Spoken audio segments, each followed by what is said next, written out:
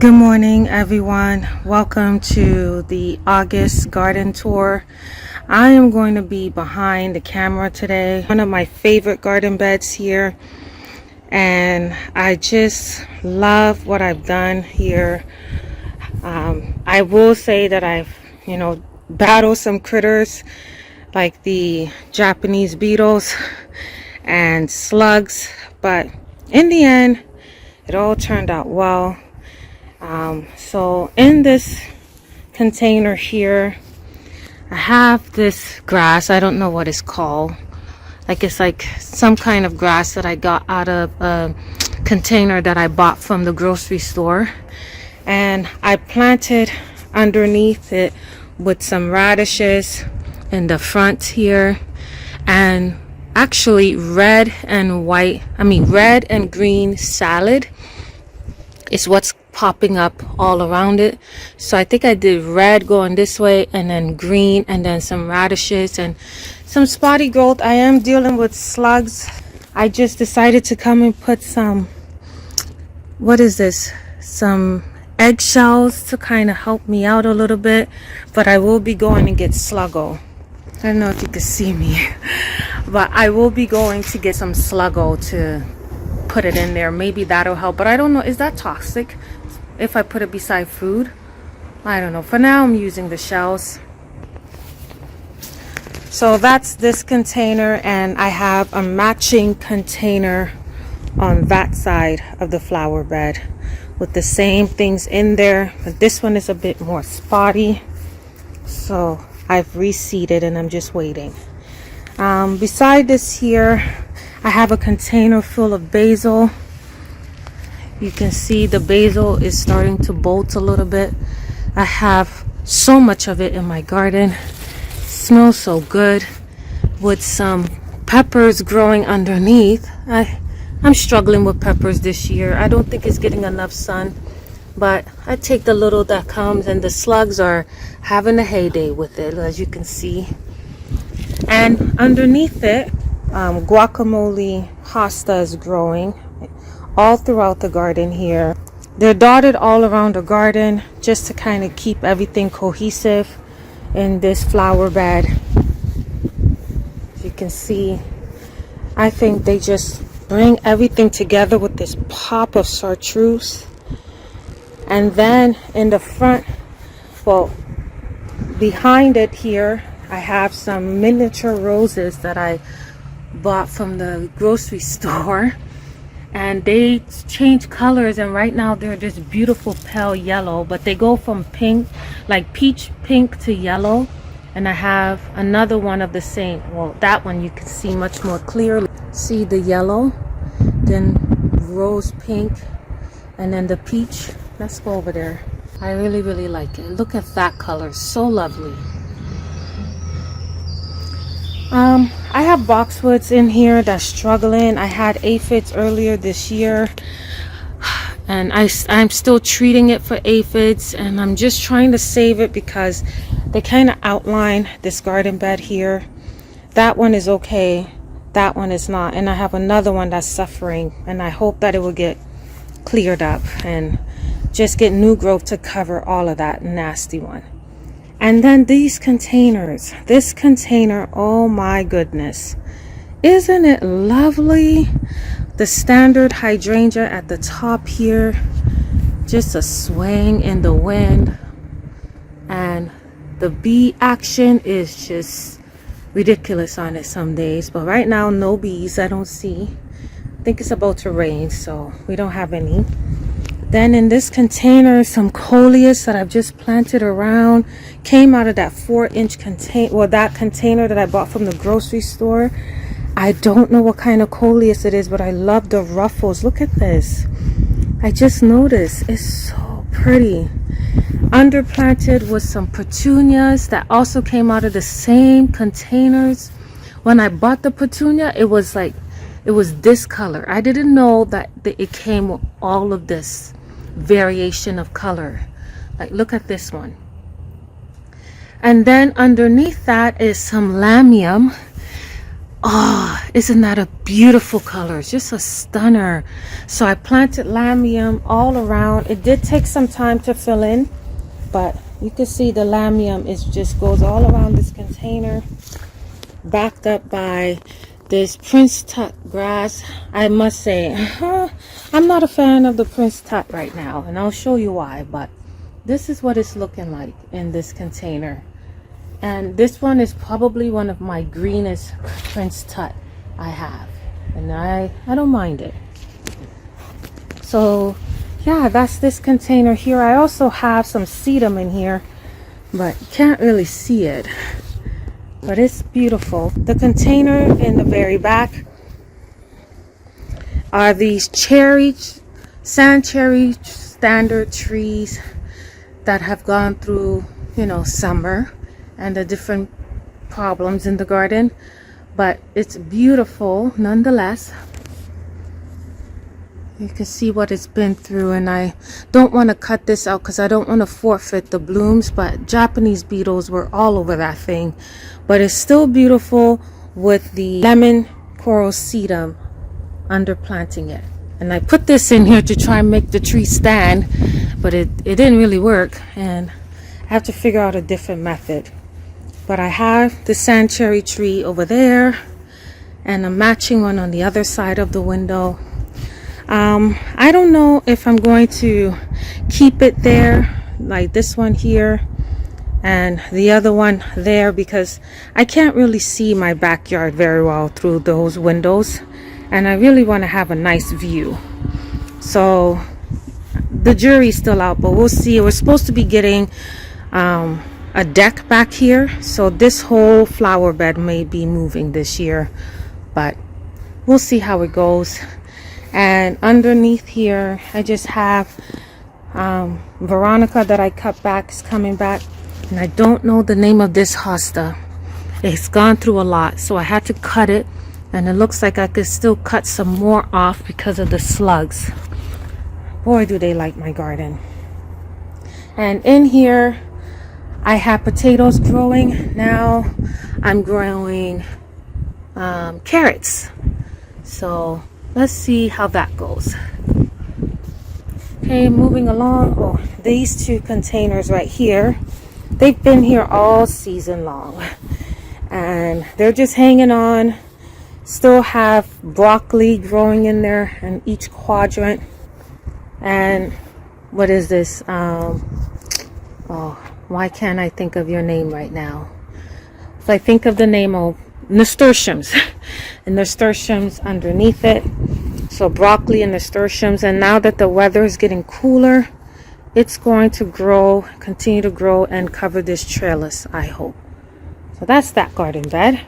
So this garden bed has been my problem area the whole year. I don't know where to start, but it's coming along. This one had spider mites really bad. I sprayed it, and I see the new growth that's coming up is looking a lot better than what it did before. And just have this in here. I'm gonna come through with some fall plantings all around. This is an ivy that's growing in there, and I have two of them surrounding this lady here. My trees died back because the ground here just absorbs water, like it doesn't absorb water, and I'm trying to get that rectified, but it's really negatively impacting a lot of plants here, and I'm just trying to find plants that can stand the sitting in water. Like it rained, and this was the last spot to drain the water, for the ground to absorb the water. So I have this burning bush here, and I have midnight masquerade planted there. Started some I know in Jamaica they call it callaloo. I'm trying to think of the name right now. Started some of that from seed and was chopped down by rabbits a few times, so I replanted them again. Right here, amaranth is what you call them, and I have a few more amaranth down the way. And then if you look further beyond this pretty lady, there's more amaranth. Let me show you. There's more amaranth planted over there. Going along the garden here, still some more sedum planted in the ground. I'm waiting for them to bulk up. And we have this summer crush hydrangea here. I have 3 of them. One here, this is the biggest. The other 2 are still pretty small, but I'm hoping that once they grow, they will fill in this lady pretty nicely. And let's go around here to the other side. We'll talk about these plants soon. Okay, so this is the other side here. So I have an hydrangea over there. Bloomstruck, I think is what it's called. Growing beautifully, along with some more summer crush hydrangeas. I have one there. And I don't know the name of this hydrangea, just growing beautifully there. I just picked that up this year. And this beautiful rose, it's been giving me so many roses. And it's coming into bloom again. And I just love it. With some nasturtiums again growing in the back. I did plant a few nasturtiums to climb up on this fence, but taking longer than I would like. This self-seeded, I don't know, I think a bird just dropped it here and it loves its life here, and I can't blame it. It's so pretty. It looks like an Angelonia or something. It's pretty. So I just left it here. This also self-seeded, and I thought it looked like an amaranth. It's kind of pretty, so I left them too. Normally I like these taller plants in the back, but for now they're looking really good. And that's it for this garden bed. And we're just waiting for my grapes to start picking up. I don't know if it has chlorosis or what, but I just planted that a few weeks ago. And so that's it for that garden bed, and I'm praying that it'll pick up and start looking much better than what it is now. This table, we're just getting ready for brunch outside. I set it up with my girls today. We do this sometimes. It's been so cold here, guys, so cold that I haven't been able to do this. And since the weather is a lot better today, I thought I'd just get out here and set the table up for brunch. I will be joining them shortly. This container is the same container that I have on that side over there, on that side of the garden. And basically the tricanthus or the ivy is taken over. I have geraniums in here that you cannot see, and this is kind of hanging on. It's hanging on. This is a thyme that I put in here that I'm not eating because I've been fertilizing this plant, so it won't be organic, so I'm not eating that. And I have another hydrangea in here that's not coming back as strong as I wanted. It gave me 1 bloom this year and that's it, but at least it's alive. And this is an impatient that's still trying to survive, and this is a little shoot from the hydrangea, but I'm enjoying it nonetheless. And this is just a coleus that I have in there, regular 4-inch coleus. Let me put that in there with the same grass from the other container in here. This grass mimics the grass in that container. It is Prince Tuck grass. And I also have a fern in there that's not too happy because I've been giving it too much sun. Yeah, sorry little guy. That's the fern. Okay, moving on to my vegetable garden. Oh man, it looks like it's gonna rain. We might not be able to have our brunch, but I still want to show you guys what is going on here. So, do you remember this space? When we came out here, we got that from the side of the road. Somebody was throwing it away, and I thought, let me put it here and plant some seeds. The only thing that really took off is this sweet potato vine, And I planted a few seeds in here, but they just never took off. And I don't know if this is a weed or a seed, but it's in there, and I'm just leaving it because I planted so many things. Oh, hold on. I just left it in there because I planted so many things.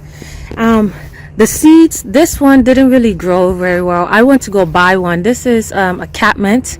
I went to go buy a new one and replaced it with the old one there, and I think it looks beautiful with this container here that's looking all right. Could be much better, but it has Super Tunia Bordeaux in there, and yeah, the same Prince Tuck grass in the middle. I also have another plant in there, the impatient, but that is basically been gobbled up. And on the trellis right behind, I just went and got this metal structure that I was using to block my door back there. The kids are so ready for their brunch, but yeah, I had it over there blocking my door before I got my fence done. And so now I put it here as a little trellis, and I'm trellising some cucumbers onto there. And this is a squash that is coming from this container over here. Ooh, let me clean it up a little bit. You're not showing me off right. Okay, so that's a squash that's growing on there, and honeybees are all over this. This is watermelon. If you could see the little watermelon plants that are growing, and it was smart to put this plant here, the Bordeaux, because it helped with pollination, because now the bees are coming over, taking a scent of the, like smelling the, like eating from the flowers, and they're also pollinating. Like, look at this big one here, big watermelon. This is the smaller variety of watermelon. It is sweet. Oh, what a kind of watermelon is this? I gotta write the name down, but it's a smaller variety, and I'm excited to see it grow. And underneath there we have some coleus that I planted there, and there at the very bottom I had a lot of beans that had grown, and then I got cutworms that came through and cut it, so I'm growing cabbages in there instead. And I put some shells in there to try and, like some eggshells, to try and deter slugs. This is a container that I had in the house, and basically it has a bird of paradise in there. I don't know what kind of plant this is, but I like it. And yeah, and then it has this plant. I don't know what that is either, because I just saw it and picked it up. And then a coleus back here, and I have two of those, so one here and then the other one on that side, mimicking. We didn't finish on this side, so in the middle here is peanuts. And if you notice, I put this grass cuttings in here to try and deter the birds from cutting my plants. They were coming in and cutting it at the base here. I don't know if it was birds or cutworms, so I put that in there, and I sprayed BT to try and get them to go away. And these are the cucumber vines that are just kind of growing. My cucumbers are green. If anybody know why the plant is so green, let me know. Like, it's like mint green. It's supposed to be dark green, but it never was, and I don't know if something's wrong with it. But yeah, so that's what's growing there. And then at the very bottom of them, it's another squash variety that has lots of different colors of squash that's growing at the very base. And so, and we have basil all along here that's bolting, but they'll come back. And I'm growing seeds in those 4 containers like zinnias, and I hope they come up. So those are the food that's growing here. I have potatoes growing in here, if you guys remember, but I don't know if it's cutworms or what that came through and cut the potatoes. As you can see, the little bits of potato leaves. They didn't leave any for me. I had some there and over here. Look, the one that was left, they came and cut it down. And there's a big burrowing hole. So what is it then? have discovered something. Is this voles? Look at it. It just came and cut the potato. Like, why? Why are you doing this to me? So that's that. And then a whole bunch of tomatoes growing on this. So many varieties. This one tastes okay. My favorite are these cherry tomatoes that the cutworms keep cutting back, which is why I put this grass in here again. I have peppers growing in here, but it didn't take off. I guess the tomatoes shrouded it. But so many tomatoes on this plant. And the ones that the cutworms cut off, I put it on this table here as decoration, but I'd rather it be on the plant. And then I have more tomatoes growing here on this side of the garden with, you know, what is that? Basil that has bolted over here, but it still looks pretty. The flowers are okay. And my roses, some climbing Colette roses that I have over here, also mimicking that side of the garden with the climbing Colette roses over here. I just wanted to climb all along this, and I have to get something to connect it to that side, because when I built this here, I didn't do that. So that's my vegetable garden, and I still have veggies growing in here. This is kind of a mess of a mismatch, but next to this beautiful lady here, you can see tomatoes growing in there. I also have some hot peppers, and then this beautiful limelight prime hydrangea that I just put in the center there. This is a rhododendron that hasn't, I got stung by a mosquito. Rhododendron that is still growing. Oh, how did I get, wow, so this viola is so happy here. It has climbed up the rhododendron, and I can see it peeking through. Wow, that's fun. It's been there since spring. So that's that area. And then one of my favorite areas that is coming along is this one here with my crooked tree. The builders, when they came, the construction workers that built the rest of my fence, built this to help me make that tree stand up, because I've been taking my sweet time to get it ready, get it sturdy, and it looks a lot better now that it's standing straight, and it has berries all around it. Sorry about the color of the leaves. The Japanese beetles have been a monster this year. But underneath it, we have some impatiens that are growing, and I kind of dotted them through the garden all around here. And then you can see I have canna lilies that I started from seed. Well, not seed, from tubers. I kept them from last year. They are also coming up around the garden. Please excuse the noise. I don't know what's going on. But so that's this garden. And then this alyssum, sweet alyssum, self-seeded itself from last year. So I just let it go. I wish another one self-seeded on that side, but it didn't. But I'm fine with it. And it looks good over here. So that's the back garden tour, guys. And let's go to the front. Yeah. Alright, so this is the front garden. And I give this year's front garden, please excuse my blue bin, I give this year's front garden a 6. Because it heavily relies on the supertunias, and I thought these were supertunias, and then when I went out to buy them, they were taking so long to grow and produce, because normally by now the petunias would have gone all the way here onto the grass and be full and tall, but they weren't doing that. And I was fertilizing and spraying for budworms, trying to figure out why these petunias were behaving that way.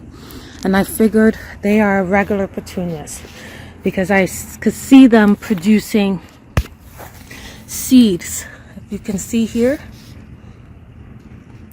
So regular is producing seed pods, and super petunias don't produce seed pods. So the garden center that I went to showed me all the petunias that I bought from there, which was, I don't know, maybe 22, 11 of each, and like each color, because I had yellow too, and I even have some in the back that you couldn't even tell that I have two petunias in there because they didn't take off. So that's why I rated it so low. But other than that, everything else is coming together just lovely. I love this Serendipity Allium. It has been a pollinator friend. They are in love with it, and so am I. It's going out of bloom, but it's still beautiful. Earlier there were like 5 of those mama bees on there. And they were just buzzing around, and I like it too. And then my lava lamp hydrangea is also doing its thing this year. It is humongous, the biggest I've seen it. Like, this thing is bigger than my whole hand. Still has more inches to grow. Look at this. This is my palm, and this is how big it is. And the color is divine, in my opinion. And then you have this coleus that I bought. This is one coleus, one. And I don't even know the name. It didn't have a name. I just bought a 4-pack at the garden center. And it is growing taller than the hydrangea.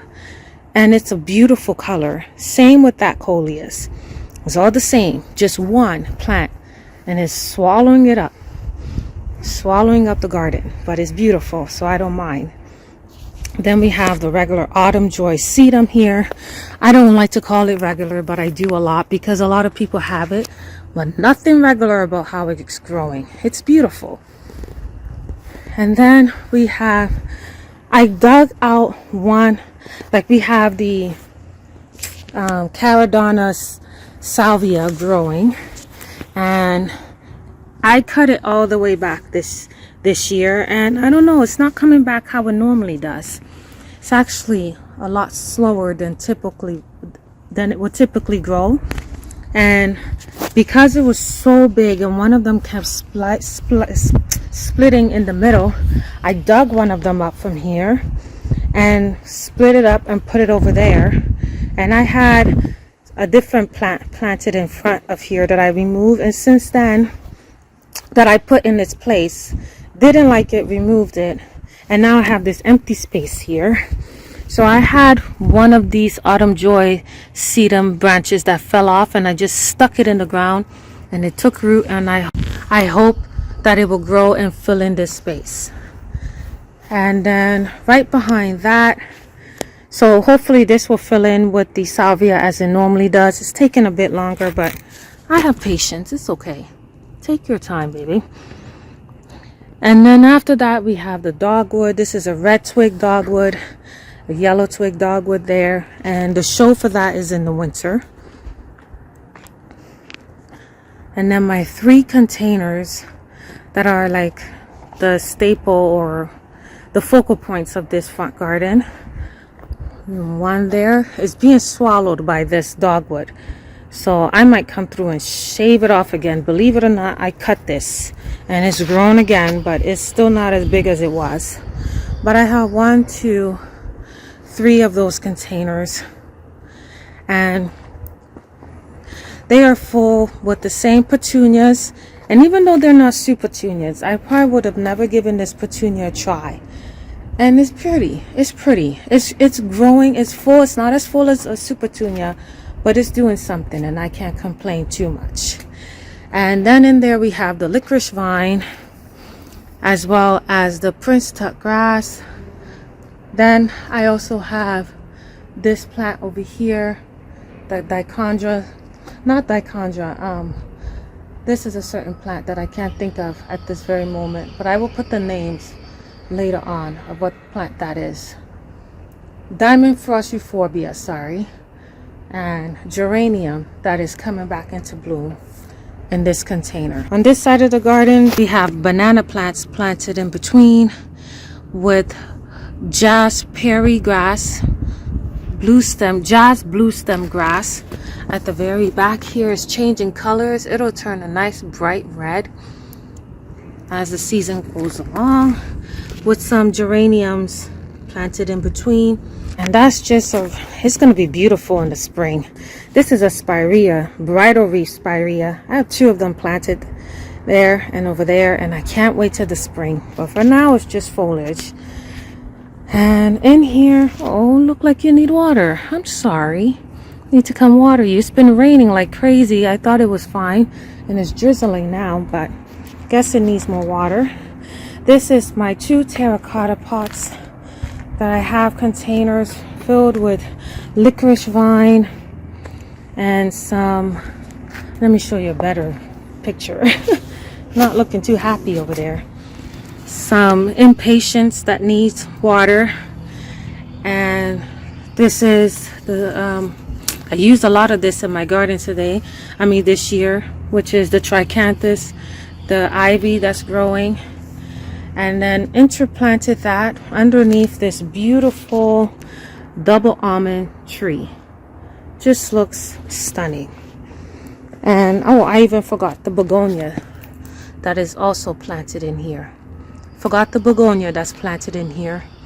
And the same container over here, the begonia is looking much better here, and it's shining through along with the impatiens and everything else. And this dahlia plant is starting to come into its, I don't know, it's loving its life now. It stopped blooming and it's coming back, and it's just this violet dahlia, and this one has been blooming for a while. So it's almost done. And yeah, so that's it for this front garden, and I hope you enjoyed the tour today, guys. Just thought I'll step out here and show you all what's happening in the front garden and in the back garden. And thank you for joining me, and I'll see you guys again next week.